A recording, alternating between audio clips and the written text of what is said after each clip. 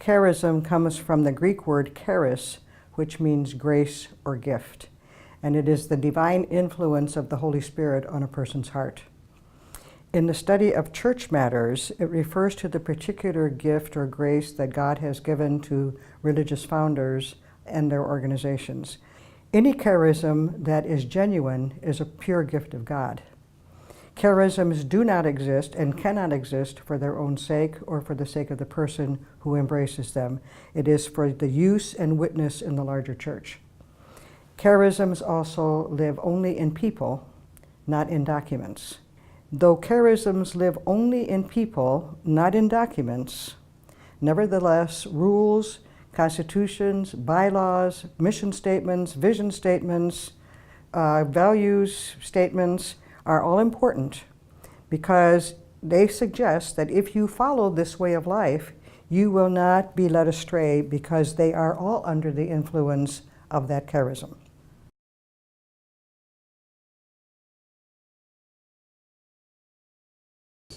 To say that this university has been inspired by a charism involves a lifelong endeavor to live according to the charism and to allow yourselves to be influenced by it and to permit yourselves to be formed and informed by it, for it, and because of it. The charism belongs to those of you here and now who allow it to color, nuance, and undergird all you do and are, all whom you teach, everything that you teach, and your very manner of being. The best expression of the Benedictine Charism is that observed and noticed and discovered and present in living persons in the university today. The best articulation of the charism is found in the Rule of St. Benedict. The immersion of these values into your life is essential. Your immersion into them is a mark of your absorption of the charism. It's a sign to all that this is a particular Catholic and Benedictine university. You do not keep these values to yourself. You must share them with the world.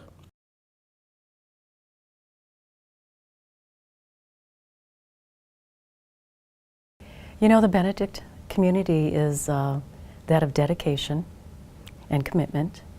And as the director in the counseling center, I feel I too have a mission, to fulfill. And it's through the Rule of St. Benedict that I've focused on really providing service to our students, and that's through listening and through welcoming.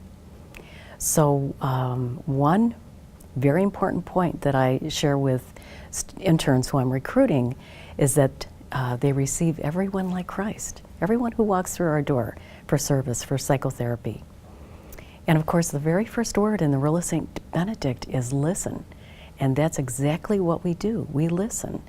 And that enables us to concentrate on the students and to find out what their needs are and then to serve their needs. All of us can do most of the things that are part of the Benedictine Charism because most people, whatever their religious affiliation, do think the golden rule is a good idea. Treat others as you would have them treat you. And if you think about it, that's pretty much at the basis of hospitality and of community. So our job as a university is to produce citizens, professionals who are going to make the world a more just and a more welcoming place for all. So I think, faculty and staff, and then you have the support staff. And oftentimes we can ignore them and we can just sort of look over them. But in fact, the lived environment is very, very important to Benedict. He says that to take every tool you use in the monastery, from the spade you're going to go to the garden with, to the pots and pans you're cooking dinner with, those are to be treated as the vessels of the altar. So this is where our stewardship comes in. So it is a real Benedictine value that we take care of our environment. And in the Benedictine rule, everyone's job is equally important. So it's all of us have a role to play to make this institution truly Benedictine.